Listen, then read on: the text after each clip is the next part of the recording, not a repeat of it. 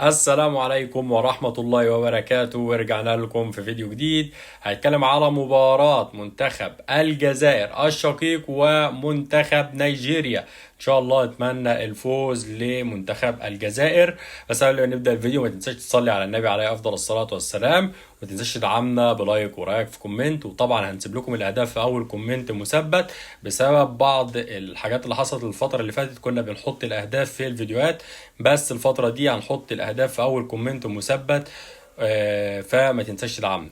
هتكلم على التشكيلة المتوقعة لمنتخب الجزائر الشقيق، وهي 4-4 1-1. وطبعا عندنا في الهجوم هيكون عمورة، وطبعا احنا عارفين منتخب الجزائر منتخب كبير، وان شاء الله نتمنى الفوز ليه.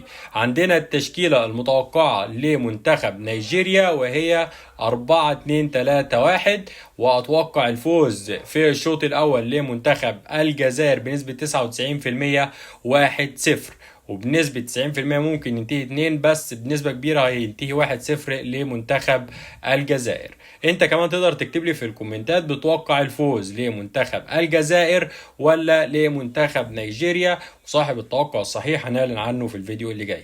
طبعا لو وصلت لهنا ما تنساش تصلي على حبيبك النبي عليه افضل الصلاة والسلام، وما تنساش تدعمنا بلايك ورايك في كومنت، وهنسيب لكم الاهداف في اول كومنت مثبت. بننزل كل الاهداف في قناة توقعات الملاعب على التليجرام، فاللي مش متابعنا عليها فايته كتير. هتلاقي اسيب لكم اللينك في اول كومنت. صلي على النبي، والسلام عليكم ورحمة الله وبركاته.